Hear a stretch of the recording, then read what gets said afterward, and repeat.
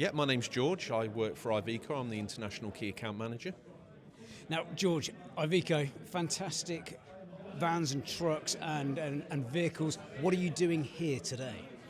Well, I was invited for one, but I'm here to showcase our transition to the next generation of transport. So that's going to be our CNG vehicles or our electric vehicles.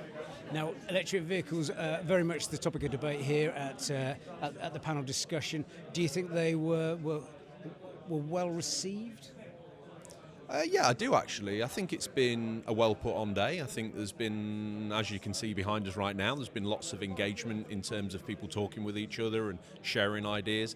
I think in the transition to EV, I don't think anybody has the single solution within themselves, especially a fleet manager. So for them to come outside of their gilded cage, so to speak, to engage with other fleet managers who are either further on the journey or behind them, there's lots to learn and there's lots to discuss. Why do you think you were invited to come and talk on the panel today from an Iveco point of view? Do you want the truth? And nothing but the truth.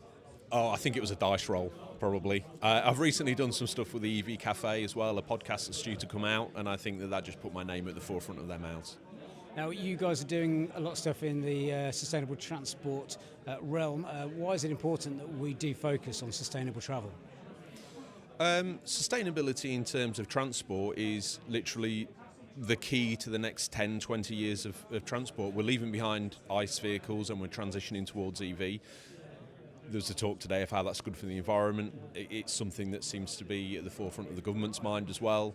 And therefore it's the direction that we're going in across the whole world. It's clean in terms of cleaning up the cities and the oxygen that you breathe within there, or the air, and I think really the flexibility that they actually give us really is the future of where transport's going. Now, one of the questions that you were asked as well is the ways that you can implement different ways of driving and how you can, in some cases, restrict people driving over the limit. And tell us a little bit about that and how that works. Obviously, we're a fleet manufacturer predominantly.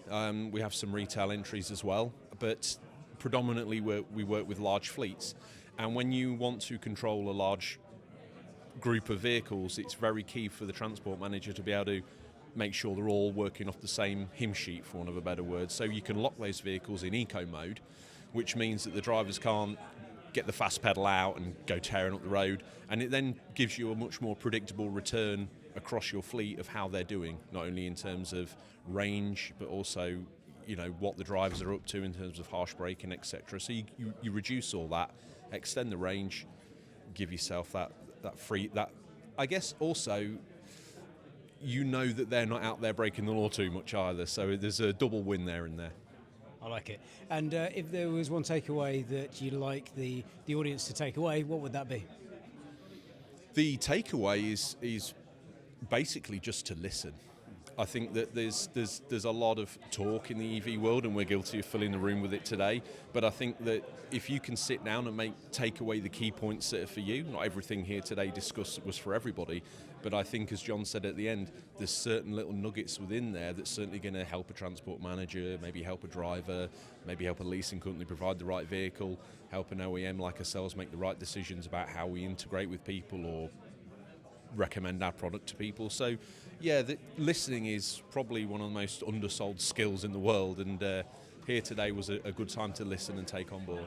Well said. And last question from me, why are events like this important, and would you recommend tuning in to the next Webfleet Live panel discussion?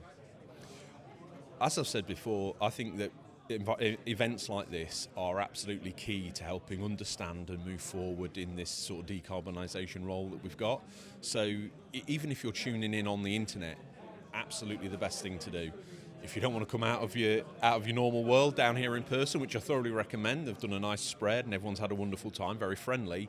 But even if you just attended online, the information that you take away from it is so important and so key, and it's not as though you can just knock on your next door neighbour's door and get an insight into EV, whereas here you just a couple of clicks and you've got some of the most fascinating information, some of the most important people in the UK right now influencing and or making decisions about how EVs are going to run. So it's time to get on board, I suppose. Excellent. Well said. I'll let you get back to the party and enjoy that coffee. Thank you very much.